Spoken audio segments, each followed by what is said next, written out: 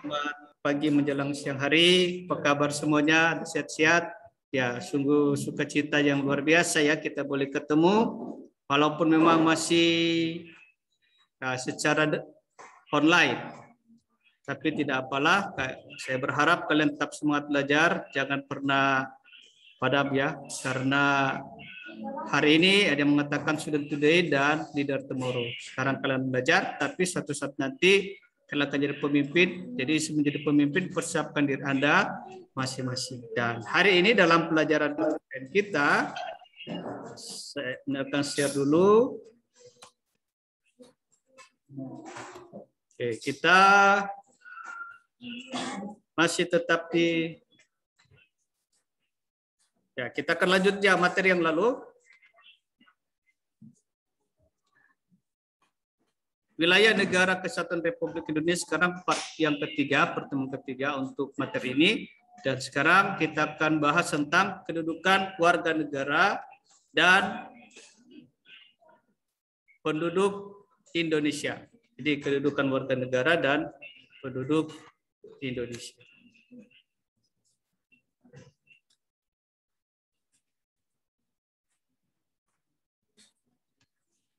Oke, kita mulai di status warga negara Indonesia. Warga negara Republik Indonesia itu diatur dalam Undang-Undang Nomor 12 Tahun 2006 tentang Kewarganegaraan Republik Indonesia. Nah, menurut undang-undang ini, orang yang menjadi warga negara Indonesia adalah sebagai berikut. Jadi ada undang-undang ya yang mengatur tentang warga negara. Setiap orang yang sebelum berlaku undang telah menjadi WNI. WNI itu adalah warga negara Indonesia. B. Anak lahir dari perkawinan yang sah dari ayah dan ibu. WNI. Perkawinan sah itu menjadi warga negara Indonesia. C. Yang lahir dari perkawinan sah dari seorang ayah WNI dan warga negara WNA atau sebaliknya. D. Anak yang lahir dari perkawinan yang sah dari seorang ibu WNI dan ayah yang tidak memiliki kewarganegaraan atau hukum negara asal, sang ayah tidak memiliki kewarganegaraan kepada anak tersebut. Oke, ini adalah yang mengatur ya tentang status warga negara baru anak yang lahir dalam tenggang waktu 300 hari setelah ayahnya meninggal dunia dari perkawinan sah dan ayahnya itu seorang WNI, baru anak yang lahir di luar pernikahan yang sah dan ibu WNI. Nah, silakan kalian baca ya. Ini undang-undang yang mengatur tentang warga negara Indonesia. Oke, ini dia. Sampai di ada 12 ya, ada 12. Nah, yang terakhir ini anak dari seorang ayah dan ibu yang telah dikabulkan permohonan kewarganegaranya, kemudian ayah atau ibunya meninggal dunia sebelum mengucapkan sumpah atau menyatakan janji setia. Nah, sekarang kita lanjut di pengertian penduduk, warga negara dan rakyat. Oke, penduduk rakyat ini kan salah satu yang penting ya ketika negara itu berdiri. Jadi ada kalau negara berdiri harus ada penduduk, ada rakyat, ada wilayah, dan ada pemerintah. Dan pengakuan kedaulatan. Itu hal yang sangat penting ya ketika negara itu berdiri terhadap penduduk. Nah, sekarang kita akan belajar tentang pengertian penduduk. Nah, penduduk dan bukan penduduk. Nah, jadi ada penduduk dan ada bukan penduduk. Kalau penduduk itu adalah orang yang bertempat tinggal atau menetap dalam satu negara. Itu penduduk. Jadi orang tinggal menetap di suatu negara itu dikatakan penduduk. Sedangkan yang bukan penduduk adalah orang yang ada di suatu wilayah, suatu negara dan tidak bertujuan tinggal atau menetap di wilayah negara tersebut. Contoh yang bukan penduduk, turis asing yang datang di Indonesia. Mereka kan cuma 1-2 bulan langsung pergi. Mereka bukan penduduk. Jadi cuma datang pulang, menikmati. Misalnya datang di Manado, datang di tempat-tempat wisata. Itu turis, mereka bukan penduduk. Turis asing ya. Asing. Nah, warga negara dan bukan warga negara. Nah, kalau warga negara ialah orang yang secara hukum merupakan anggota dari suatu negara. Sedangkan bukan warga negara disebut orang asing atau warga negara asing. Nah, biasanya kalau dia warga negara Indonesia atau penduduk, ada secara resmi dia harus ada, bagi yang sudah usia 17 tahun ada KTP. Oke, dibuktikan dengan KTP bahwa dia adalah warga negara, dia adalah penduduk di misalkan di Kota Manado, dia ada KTP. Tapi sekarang kan KTP KTP nasional. Nah, rakyat sebagai penghuni negara mempunyai peranan penting dalam merencanakan, mengelola, dan mewujudkan tujuan negara. Sehingga tujuan negara ada di pembukaan Undang-Undang Dasar tahun 1945 di alinea yang keempat. Yaitu ada tujuan negara kita. Nah, sekarang kita lanjut di pasal 26 Undang-Undang Dasar Negara Republik Indonesia tahun 1945. Nah, warga negara ialah orang-orang bangsa Indonesia asli dan orang-orang bangsa lain yang disahkan dengan undang-undang sebagai warga negara. Ini dikatakan warga negara menurut undang-undang yang ada di pasal 26 Undang-Undang Negara Republik Indonesia. Baru penduduk. Ya. Penduduk ialah warga negara Indonesia dan orang asing yang bertempat tinggal di Indonesia. Itu penduduk. Baru hal-hal yang mengenai warga negara dan penduduk diatur dalam undang-undang. Nah, sekarang apakah setiap penduduk adalah warga negara Indonesia? Ya, betul. Betul ya. Jadi jawabannya tentunya tidak. Jadi tidak semua penduduk adalah warga negara Indonesia. Nah, istilah penduduk lebih luas cakupannya daripada warga negara Indonesia. Nah, pasal 26 ayat 2 Undang-Undang Dasar Negara Republik Indonesia tahun 1945 menegaskan bahwa penduduk ialah warga negara Indonesia dan orang asing yang bertempat tinggal di Indonesia. Dengan demikian, di Indonesia semua orang yang tinggal di Indonesia termasuk orang asing pun adalah penduduk Indonesia kalau dia tinggal lebih dari 1 tahun. Nah, yang kedua, kita lanjut di kedua. Asas-asas keluarga negara Indonesia. Asas kewarganegaraan adalah dasar berpikir dalam menentukan masuk tidaknya seseorang dalam golongan warga negara dari suatu negara tertentu. Nah, kita mulai di sini ada asas ius sanguinis atau asas keturunan, yaitu kewarganegaraan seseorang ditentukan berdasarkan pada keturunan orang yang bersangkutan. Contoh. Misalkan contoh Kesia, dia dan suaminya, contoh di kemudian hari misalkan, contoh dia bertugas di Amerika Serikat. Nah, kalau asas keturunan dan mereka dapat anak lahir di Amerika Serikat. Kalau asas ius sanguinis ini berarti itu anak itu tetap menjadi warga negara Indonesia karena berdasarkan asas keturunan. Nah, misalkan contoh, jadi dapat tugas sebagai anggota diplomat atau Rifana atau Fernanda Dina, dia dengan suaminya bertugas di Belanda misalkan contoh, baru dikaruniakan Tuhan dapat seorang anak, dan anak itu tetap menjadi WNI kalau dia mengandung asas ius sanguinis, asas keturunan. Jadi dimanapun anak itu lahir di negara manapun, karena orang tuanya itu adalah warga negara Indonesia, maka anak itu akan menjadi warga negara Indonesia. Itu asas ius sanguinis, asas keturunan. Baru, siapa tahu ya kalian berangkat ke sana ya syukur. Berapa tahun ke depan, situ belajar lebih baik. Siapa tahu ya, kalau Tuhan kehendaki kalian ke Belanda, Jerman, Australia, minimal kalian belajar bahasa Inggris. Baru asas yang kedua, ius soli, asas kedaerahan tempat kelahiran, yaitu keluarga negaraan seorang ditentukan berdasarkan tempat kelahiran.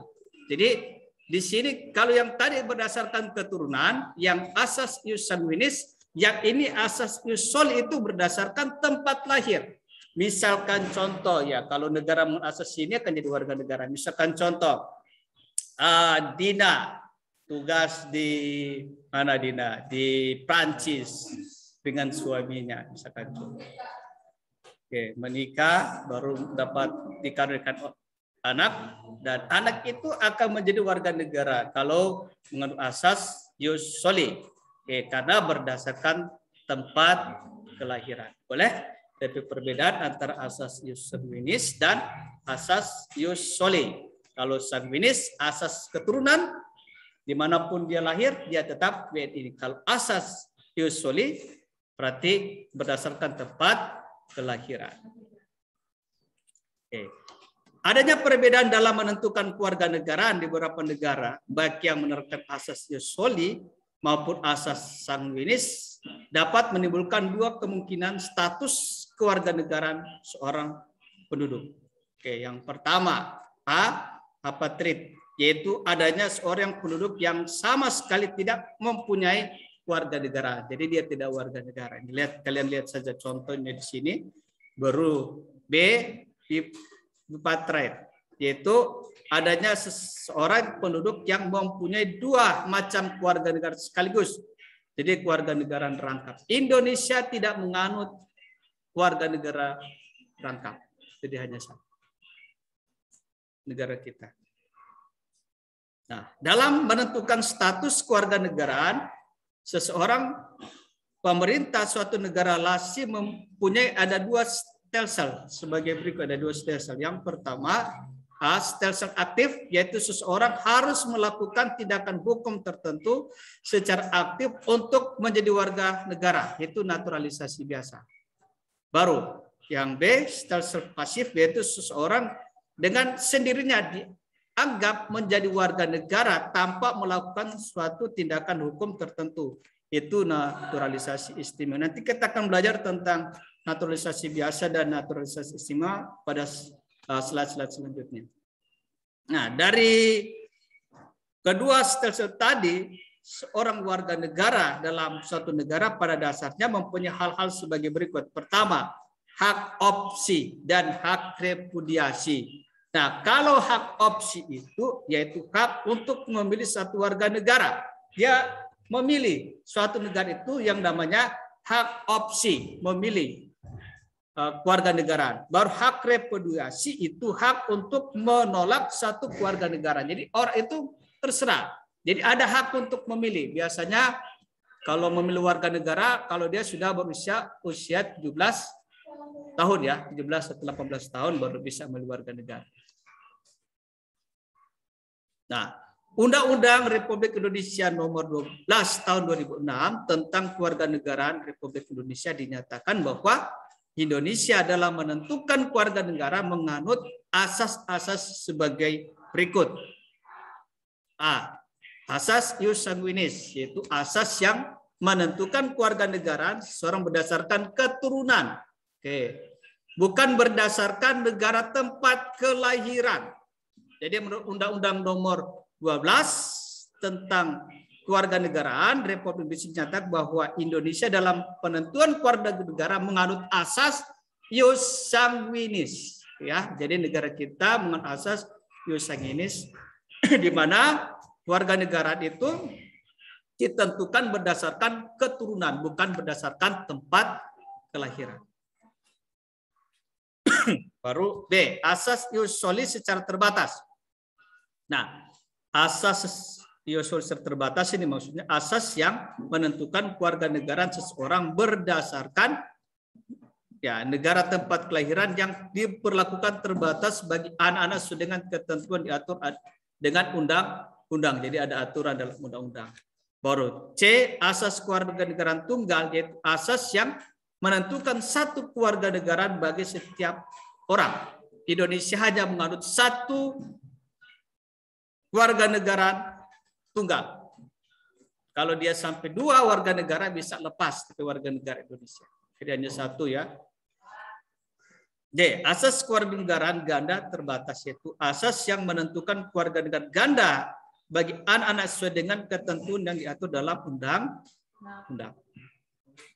Ya, ganda terbatas misalkan yang tadi ya lahir di luar bapak orang Indonesia, mamanya orang Belanda, ya anak akan menentukan ya dia masuk warga negara. Yang ketiga, syarat-syarat menjadi warga negara Indonesia. Ya, tadi ya tolong belajar.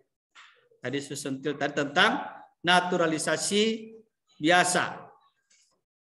Ini dia punya undang-undang yang agak sedikit panjang. Ya, memang harus ditulis semua di sini supaya kalian bisa baca. Nanti kalian baca ya, saya akan jelaskan hanya sedikit saja.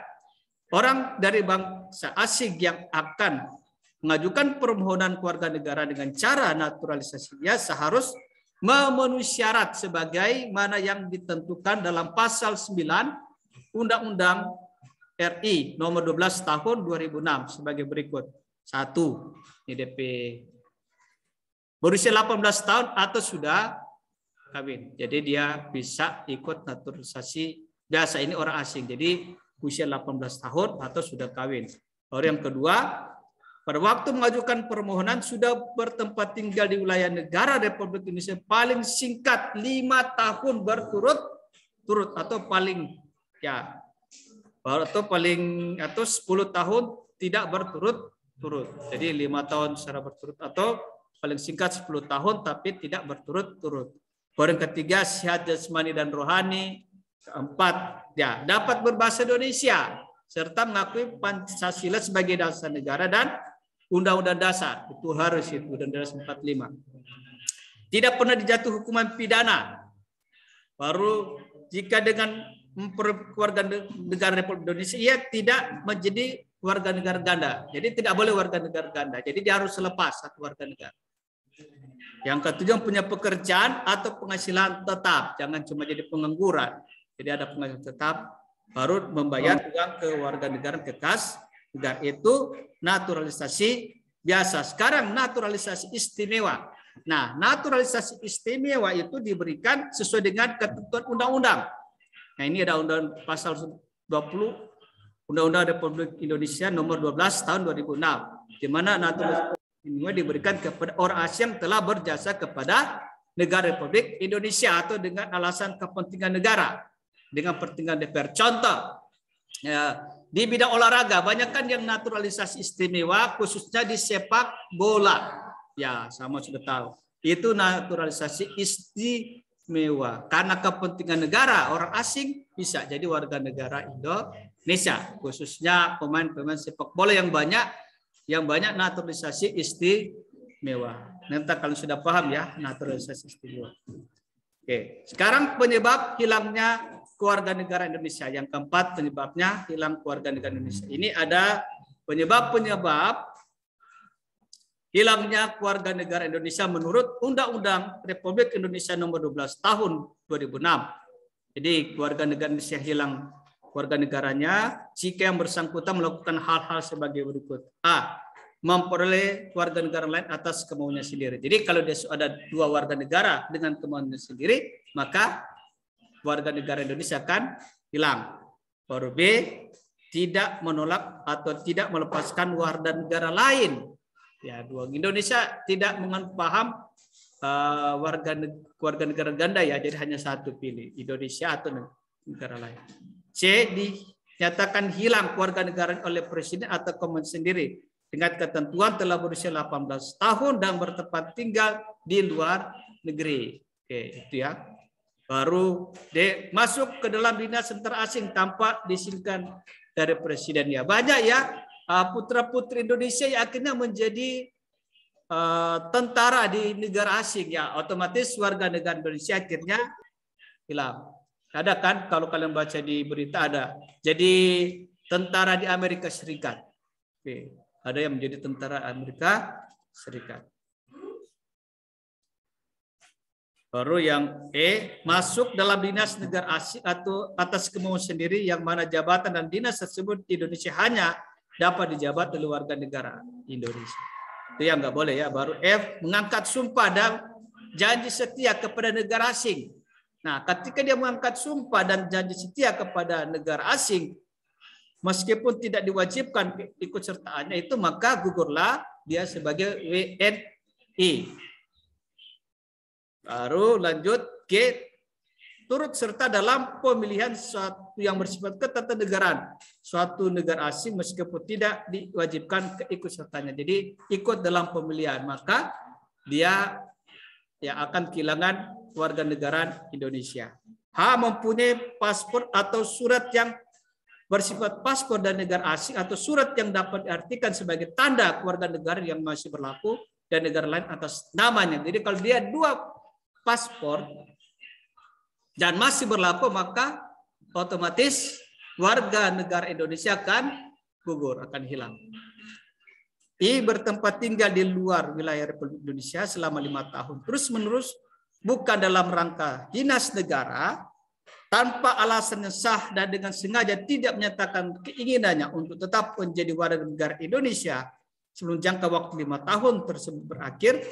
Nah, dan setiap 5 tahun berikutnya yang bersangkutan tetap tidak mengajukan pernyataan ingin menjadi warga negara Indonesia kepada perwakilan Indonesia meskipun telah diberikan pemberitahuan secara tertulis. Ya, ketika dia 5 tahun di Belanda atau di mana, ternyata setelah 5 tahun dia tidak mengajukan ya pengakuan atau sebagai warga negara Indonesia. Itulah yang menjadi penyebab hilangnya warga negara Indonesia. Oke, itulah materi kita tentang kewarganegaraan.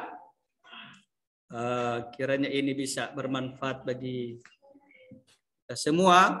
Kita tahu undang-undang bahkan kewarganegaraan yang mengatur ya, dan diharapkan kalian tetap semangat belajar ya. Siapa tahu satu saat nanti di antara kalian saat ini akan berangkat ke negara-negara lain. Ingat ya, kita adalah warga Indonesia, darah putih di dada tetap ya. Tetap jaga, tetap setia pada WNI dan tetap terus berkarya ya. Ketika kalian dewasa nanti dalam tugas tanggung jawab yang Tuhan percayakan dalam kehidupan kalian masing-masing. Oke, demikianlah materi kita pada hari ini. Tetap semangat, Tuhan memberkati kita semua dan selamat pagi menjelang siang hari.